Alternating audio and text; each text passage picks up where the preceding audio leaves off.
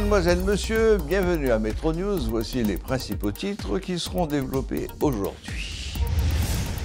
Décès ce vendredi de l'ancien président Boniface Alexandre à l'âge de 87 ans. Après la démission du président Jean-Bertrand Aristide en 2004, alors qu'il était président de la Cour de cassation, le juriste avait dirigé le pays pendant 2 ans jusqu'à l'élection de René Préval. Des dirigeants kenyans se rendront en Haïti dans les prochaines semaines pour évaluer la situation et prendre contact avec différentes parties prenantes de la crise. L'annonce en a été faite ce vendredi par la responsable du département d'État américain pour les Caraïbes, Barbara Feinstein. La mission internationale pourrait coûter jusqu'à 400 millions de dollars par an, c'est ce qu'a révélé Todd Robinson, secrétaire d'État adjoint américain au Bureau des affaires internationales de stupéfiants et d'application de la loi au journal floridien Miami Herald.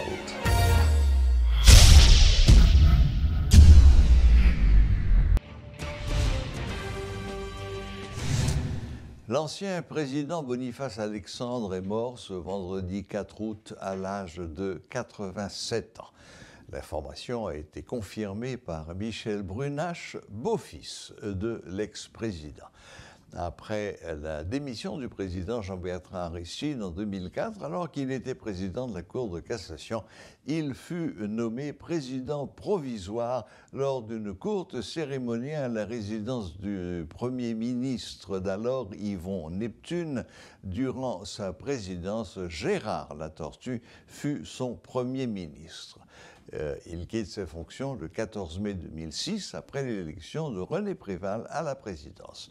Boniface Alexandre, né le 31 juillet 1936 à Port-au-Prince, est le neveu de Martial Célestin, Premier ministre. En 1988, il était marié à Célima d'Orselli, décédée en 2020, et père de 4 enfants. Né à Gantier, commune de Port-au-Prince, il était l'aîné de sa famille. Son père, Audin Alexandre, est éleveur et le patriarche d'une famille de 11 enfants.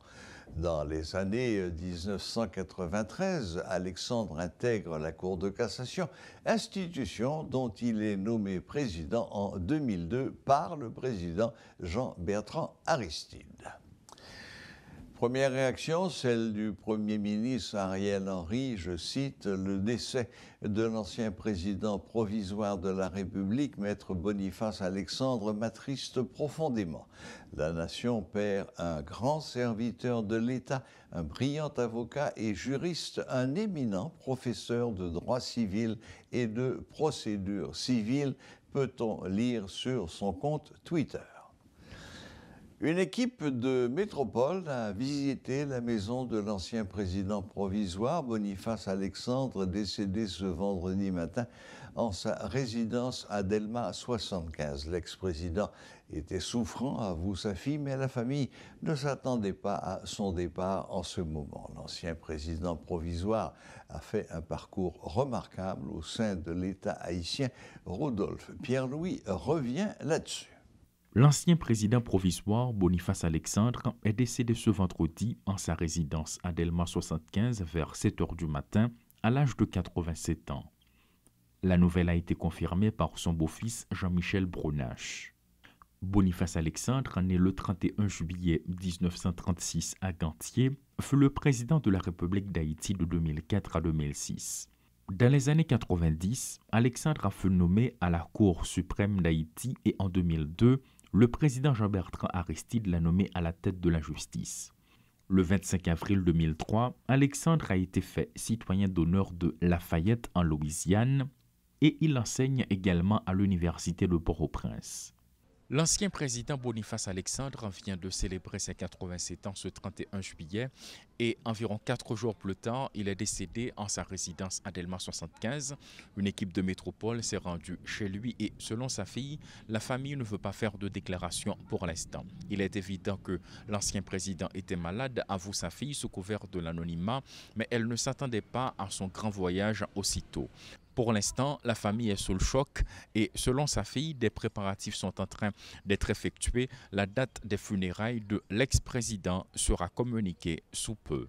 Claude Désir et Rodolphe Pierre-Louis pour Télémétropole. Le responsable du département d'État américain pour les Caraïbes, Barbara Feinstein, a confirmé ce vendredi face à la presse américaine que des responsables kenyans se rendront en Haïti dans les prochaines semaines pour évaluer la situation et prendre contact avec les différentes parties prenantes de la crise. Cette visite, dit-elle, constitue la première étape dans la création de cette force internationale que les Bahamas vont également rejoindre. Elle a confirmé également que les États-Unis présenteront une résolution devant le Conseil de sécurité en vue de l'approbation de l'envoi de troupes en Haïti et affirme que les États-Unis feront tout leur possible pour rallier le soutien à ce processus et faire en sorte que cette résolution soit adoptée rapidement. Cependant, Washington n'a pas encore précisé quelle sera sa contribution concrète à une telle force. Mme Feinstein a seulement déclaré que son pays attendrait l'approbation de l'ONU pour donner des informations.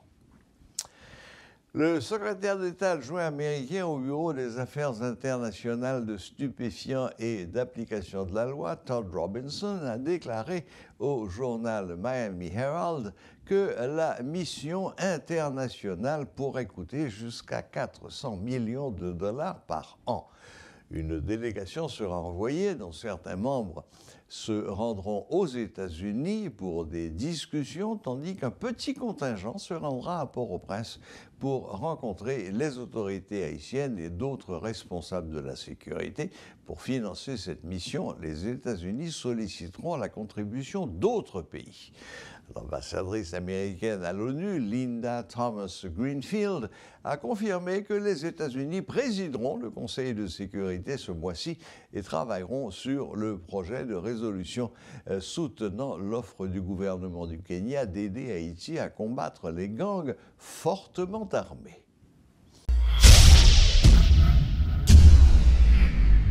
Et pour conclure, la reprise des titres. Décès ce vendredi de l'ancien président Boniface Alexandre à l'âge de 87 ans. Après la démission du président Jean-Bertrand Aristide en 2004, alors qu'il était président de la Cour de cassation, le juriste avait dirigé le pays pendant 2 ans jusqu'à l'élection de René Préval. Des dirigeants kenyans se rendront en Haïti dans les prochaines semaines pour évaluer la situation et prendre contact avec les différentes parties prenantes de la crise. L'annonce en a été faite ce vendredi par la responsable du département d'État américain pour les Caraïbes, Barbara Feinstein.